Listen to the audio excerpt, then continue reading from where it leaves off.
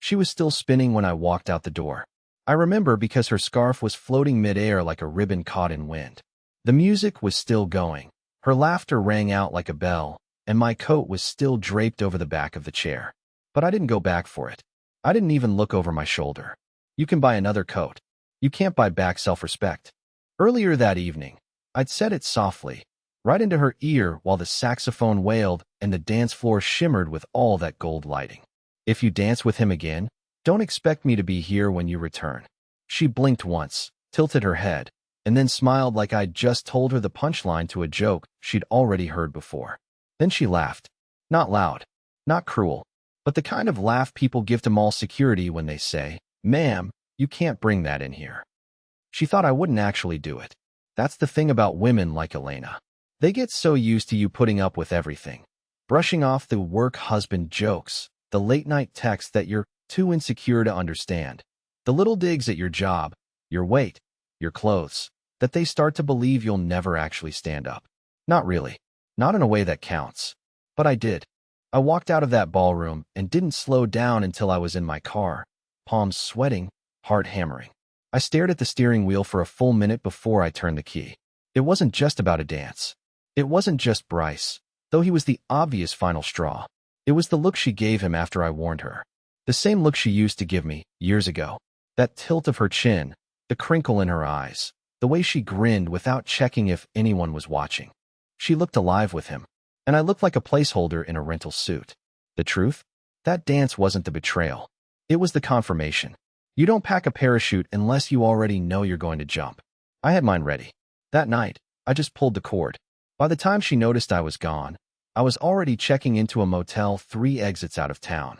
I turned off my phone and just sat there with the hum of the vending machine and the flickering buzz of the neon vacancy sign bleeding through the curtain. I thought that would be the worst of it. But 2 days later, I got a message that made my stomach turn. Not from her. From someone else.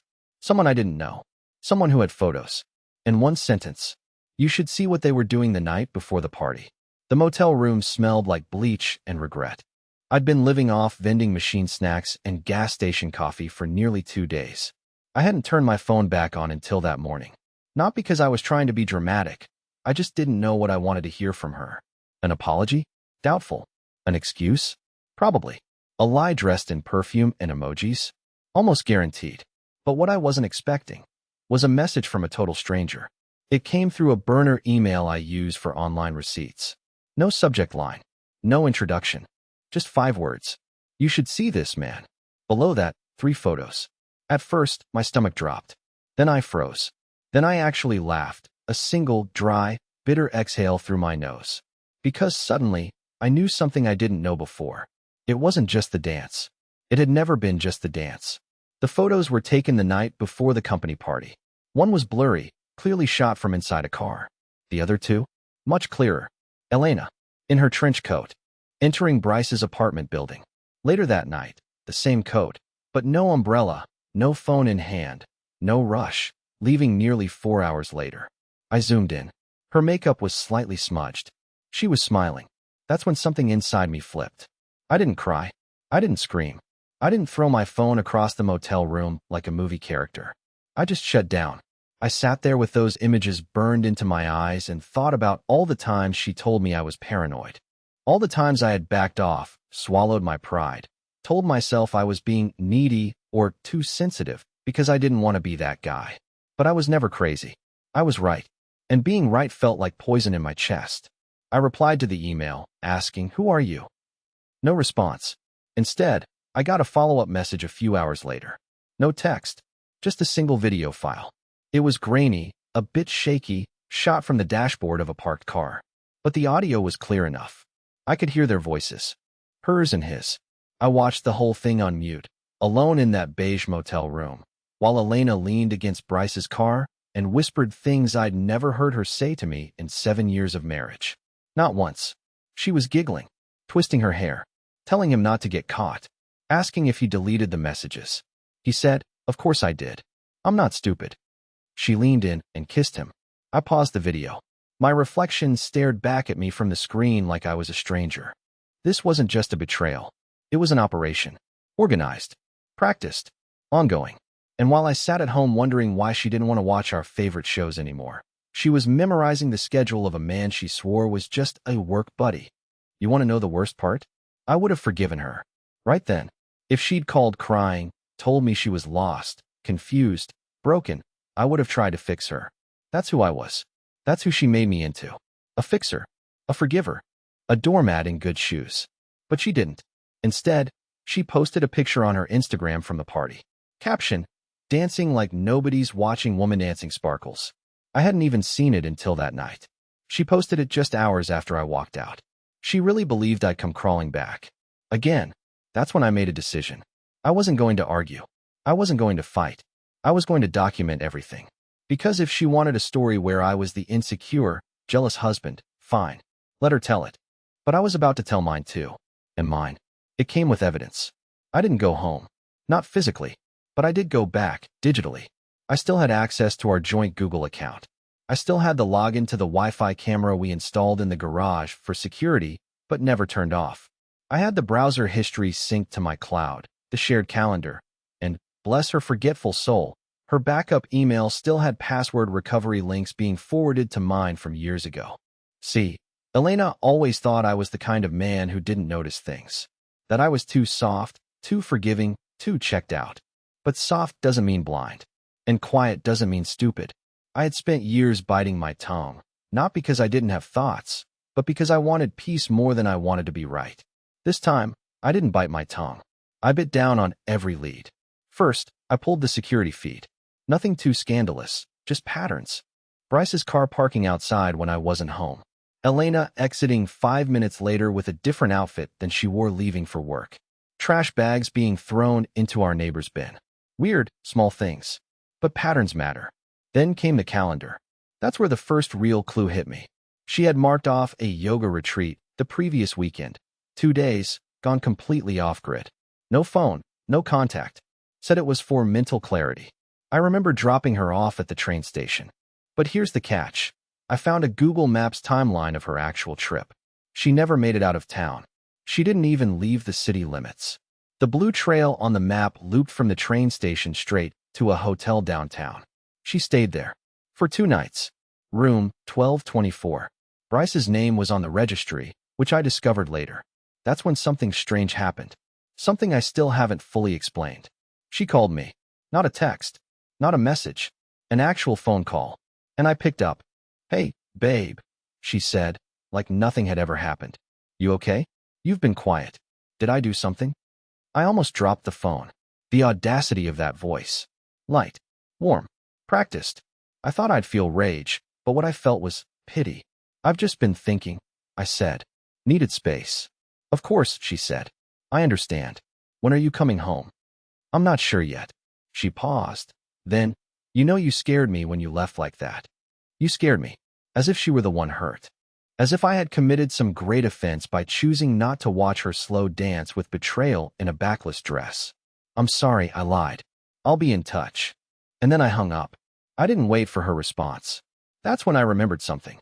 A month ago, I had been looking for a charging cable in her nightstand and found an old journal she used to write in. I didn't read it then. Respect, or maybe fear, but now? Now I wanted to know everything. I knew she hadn't taken it with her. She never did. So I texted my younger brother Aaron, gave him a key, and asked him to go to the house and grab it. I told him where it was and told him not to read it. He's always been loyal. He brought it to me that evening. No questions. Just handed me the worn leather-bound notebook like it was evidence in a trial. And then I opened it. The first few pages were harmless. Grocery lists, scribbled affirmations. But around the halfway point, things turned. She had written things I never expected to read. Not about Bryce, not about cheating, but about me. "Curtis is sweet, but he's too safe. I feel like I'm disappearing with him. Sometimes I wonder what it would be like to be with someone bold. Someone who takes control. I love Curtis. I really do. But I don't think he challenges me anymore. Maybe I'm selfish. But I'm so tired of being the only one who's really alive in this marriage." There it was. In ink. The story she'd been writing in her head long before the lies started. I was the slow death of her excitement. And Bryce? He was her defibrillator. But what she didn't know, what she still doesn't know, is that I wasn't planning to confront her. Not anymore. I was going to build my case. Quietly, thoroughly, piece by piece. Because when I walk away again, it'll be permanent. And loud. Not with shouting. With silence. And legal paperwork. I didn't sleep the night I read the journal. I stayed up in that motel room with the cheap blackout curtains and the ticking wall clock, rereading those pages until the words lost shape. I kept trying to spot a sentence, any sentence, where she sounded unsure, conflicted, guilty. There was none. The truth is, Elena hadn't fallen into an affair. She'd walked into it willingly, like a woman checking into a spa appointment. Calm, scheduled, justified. The next morning, I made coffee in the lobby and sat down with my laptop. I needed facts, not feelings. I still had access to our shared cloud storage. I clicked through the folders she used for work, for vacations, for her side hustle. I opened one named Workshop Materials and found dozens of JPGs inside. I don't know what I expected, maybe event photos, maybe boring spreadsheets. What I didn't expect was a picture of Elena sitting on someone's lap at a house party I didn't recognize. It wasn't Bryce. At first, I thought it had to be an old friend. The guy looked younger, maybe mid-20s, had messy brown hair and those obnoxious sunglasses people wear indoors to look interesting. But Elena's body language told a different story. Her legs were curled over his lap. His hand was on her thigh. They weren't looking at the camera. They were looking at each other. My stomach turned. I clicked through the rest of the folder. 5 more photos of them together. One in a mirror, clearly taken in a hotel. One of them laughing in a restaurant I didn't recognize. One with a caption that said, "Sweet Chaos." Who was he? That question would have haunted me for days, but the answer came quicker than expected. In the background of one of the restaurant pictures, there was a blurry chalkboard with the name of the bar. I reverse searched it. It was a little jazz bar downtown, one we'd never been to together. I called and asked if I could make a reservation under Elena. The guy on the phone said, "Oh, she usually comes in with Theo, right?" Theo. Another name. Another lie. I did a reverse image search using one of the clearer photos. Found his Instagram within 5 minutes. Username at Theo. River. Musician. DJ. Not her coworker. Not even in her industry. Just some guy she'd met. Probably at one of her networking events she never let me come to. His account was public, and Elena had liked nearly every post. I scrolled. I wish I hadn't. There were pictures of him and her at concerts. At someone's cabin. Her in one of my old flannel shirts, sitting on a dock. The timestamp? For months ago. That was the weekend she told me she was visiting her sick aunt in Michigan. 2 men. 2 separate lives. 2 alternate versions of my wife. I felt like I had just walked into a mirror maze and couldn't tell which reflection was real anymore. Bryce had been the distraction. Theo was the detour. Or maybe they were both just convenient mirrors for whatever version of herself she liked best at the time. And I was the anchor she'd been slowly cutting away. I didn't eat that day. I just sat at my laptop and took notes. I made a timeline. I pulled every calendar event she'd logged over the past 6 months. I highlighted all the yoga retreats, team building weekends, and branding intensives. I matched them against photo metadata and IP logins from her cloud. Every single one was a lie. I saved everything. Every single thing. Screenshots, timestamps, photo folders. I uploaded it all to a secure drive under a new alias. I wasn't just preparing for divorce. I was preparing for war. Emotionally, I still didn't know what I wanted, but legally, I knew I had to be ready. She had no idea I had the journal. No idea I had the email trail. No idea I had names, faces, images, coordinates. She had turned our marriage into a playground. But I was about to become the lifeguard blowing the final whistle. That night, I made one more call. Not to a lawyer, to her mother. And what she told me shattered everything I thought I had left. The call wasn't supposed to be anything more than polite. Just a breadcrumb. Just enough to see if the cracks in Elena's mask ran deeper than the ones I had already exposed. I wasn't expecting fireworks. I wasn't even expecting honesty. I was expecting some practiced maternal loyalty, a dismissive, "I'm sure you two can work it out," or at worst, a cold, "That's between you and her." Instead, what I got was silence, dead silence, followed by 5 words I never saw coming. "So you finally found out." I sat there with the phone pressed to my ear, frozen. The motel's AC rattled in the background like it was trying to fill the void. I thought I had misheard. I actually asked her to repeat it. She didn't. She just sighed. Elena's always needed to feel adored, she said, her voice suddenly older than I remembered. Even as a kid, if she wasn't the center of someone's world, she'd create a new world where she was. I didn't know what to say, so I just listened. She doesn't lie to hurt people. She lies to protect the image she's built for herself, her mother continued. And Curtis, you were the safest image she ever had. That sentence hit like a hammer. I didn't want it to be true, but everything in me screamed that it was. I was safe. I was the foundation she stood on while she danced in the clouds with other men. I was the default setting she returned to when her fantasies ran out of battery. The quiet husband. The man who made breakfast while someone else made her feel alive. I asked her mother how long she had known. She was quiet for a moment, then admitted she had seen texts a year ago. Elena had left her phone open while visiting. She didn't say anything, assuming, hoping, it was just a phase. A little emotional affair, maybe, something shallow that would pass. But then Elena came back 2 months later with a new necklace, a new story about team building in Chicago, and a smile that her mother called too sharp to be innocent. She always plays with fire, she said. You just never thought she'd let it burn the house down. I asked the next question slowly, already knowing I'd hate the answer. Was I the only one who didn't know? There was a long, long pause. I think Elena wanted you to know. On some level, she said gently. You were her safety net. But I don't think she expected you to ever walk away. You always forgave her too fast. You never raised your voice. You were good. That word, good, should have felt validating. Instead, it made me feel hollow. I ended the call with a forced thank you. She said she was sorry. Not for Elena. She never tried to defend her, but for me. For being dragged into someone else's storm and still believing I could build shelter out of love and patience. After I hung up, I sat in that chair for nearly 2 hours without moving. I thought about our anniversaries, about the breakfasts I made, the weekends I'd drive an hour out of my way to pick up her favorite wine, the time I gave up a job offer across the state because she said she didn't want to start over. I thought about every decision I made for the future we were supposedly building, and I realized that future had never existed for her. It was a script she let me keep reading from while she wrote a different one behind my back. I opened the journal again. I flipped to the back, where the most recent entries were. Some pages were torn out, but one stuck with me. He says he'd leave if I danced with Bryce again. I laughed.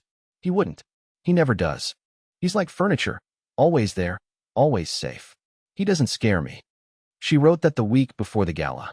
That was the moment I stopped being angry, because anger gives them too much power. What I felt now was something sharper, cleaner, clarity. And with clarity comes planning. That night, I booked an appointment with a divorce attorney under a fake name. I scheduled a call with a private process server. I created a new email. I changed my banking alerts to private. I wasn't going to confront her. Not yet. She thought I was furniture. She was about to learn what happens when furniture moves and takes the entire floor out from under you. It's amazing how quickly your mindset shifts once the denial evaporates. When the fog clears and you finally accept you weren't imagining it. You weren't being sensitive or insecure or needy. You were being lied to. Strategically. Repeatedly. And the worst part? She was confident you'd never do anything about it. That confidence became my weapon. I started by clearing my accounts. The joint checking we shared? Quietly drained my half and transferred it to a new online bank with no physical branch. Nothing she'd recognize on paper. I called out of work and told them I had a family emergency. That wasn't a lie. Watching your marriage bleed out in slow motion is an emergency. Next, I rented a P.O. box across town under a different name. I began forwarding certain mail, statements, notifications, anything financial, to that address. The more invisible I became, the more powerful I felt. I wasn't hiding. I was withdrawing, strategically, methodically, like a chess piece backing out of the board just far enough to strike from an unexpected angle. On the third day of this plan, I texted Elena. Just 6 words. Coming home Friday. Let's talk then. She replied within 2 minutes. Of course. Can't wait. Red heart. I stared at that little red heart emoji for a full 10 seconds. I imagined her, sitting in our kitchen with a glass of wine in hand, crafting that response. Probably thinking she still had time to spin this. Probably telling herself she could cry, confess, blame confusion, or work stress. She'd probably call Bryce a mistake and Theo an emotional thing that got out of hand. I wasn't coming home for a conversation. I was coming home for evidence. My brother Aaron, God bless that man, agreed to meet me outside the house at 3 p.m. Friday with a rental van. My name wasn't on the rental agreement. He was listed as the driver. Just in case. I didn't tell him everything. I just said I needed help moving some important stuff while Elena was out. He didn't press. He just showed up with coffee, a half smile, and silence. We walked in together. The house smelled like vanilla candles and fabric softener, like someone had tried too hard to make it feel like home. I knew her routine. Fridays she stayed late at the office for strategy meetings. So I had a window. A safe one. I started with the desk in the bedroom. Her laptop wasn't password protected. Idiot. Her email was still logged in. I forwarded myself every message with Bryce and Theo's names in the thread, hundreds of them. Attachments, calendar invites, travel confirmations, even a spicy message where she called Theo her muse and said I was sweet but suffocating. Then I checked her photo roll. There was an entire folder hidden in the Notes app, buried under a decoy grocery list. Inside were screenshots, conversations, pictures, some I'd already seen, some I wish I never had. Her in lingerie I had never seen in person. Her on a beach with Theo, writing CR plus TR equals skull in the sand. I still don't know who TR is. I airdropped everything to my own phone, double-backed it to my encrypted drive. Then I walked through the house one last time. Not to reminisce, to collect. I grabbed my watch, my birth certificate, my old journals. A framed photo of my mom and dad. My grandfather's coin collection. My high school yearbook. Everything else. I left. Furniture, TV, dishes, even the wedding album. I left it all behind. Let her keep the props. I didn't want the stage anymore. Before I left, I did one more thing. I wrote a letter. Just one page. Simple, clean, factual. You were right. I wouldn't leave. Until I did. Now I'm done. There's no explanation you can give that will undo what I've seen. You told people I was safe. But now I'm gone, and you're left with the danger you chased so hard to catch. I hope he was worth the wreckage. I left it on her pillow. Then I locked the front door behind me for the last time.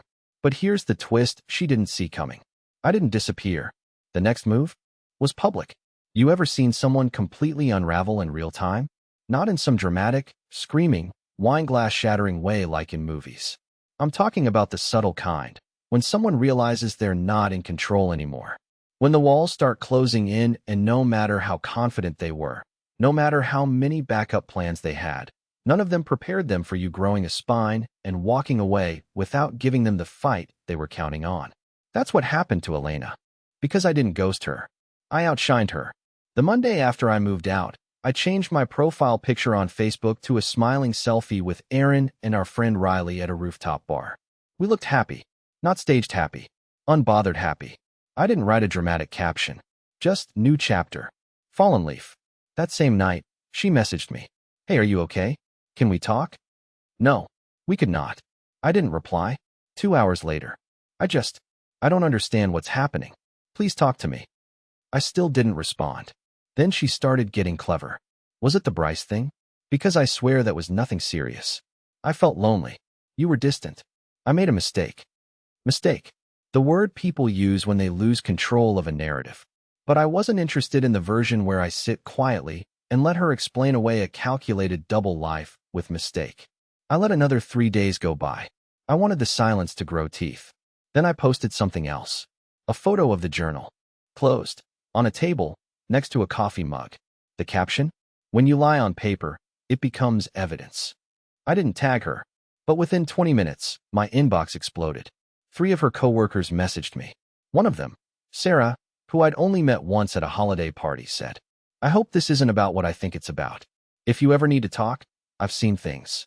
I replied, screenshots appreciated. She delivered. Turns out, Elena wasn't just emotionally unavailable at work. She was bragging. She told coworkers about testing boundaries, called Bryce her real source of serotonin, and joked about how I'd probably bake them both cookies if I ever found out.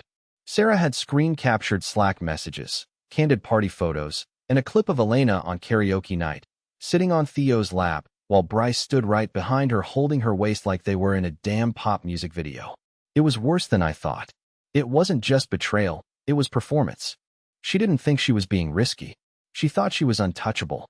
So I showed her what touch looks like. I emailed everything, screenshots, photos, calendar discrepancies, the journal scan, even her own mother's testimony, to my attorney. Yes, my attorney. Because in the middle of all this, I had already filed the papers. She hadn't been served yet, but everything was lined up. Elena wasn't going to get a conversation. She was going to get a package, with legal documents and a cover letter signed by a woman whose name she didn't recognize. But that wasn't the end. The end was still building, and it came in the form of an invitation. An invite to her company's Brand Legacy Gala, scheduled for next Saturday. It was their biggest annual event. Suits, donors, PR clients. She was slated to speak. Host, even. And guess who was still listed as her RSVP +1?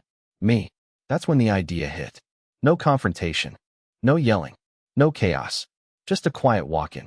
With a guest. Someone who knew her stories. Knew the men. Knew the journal.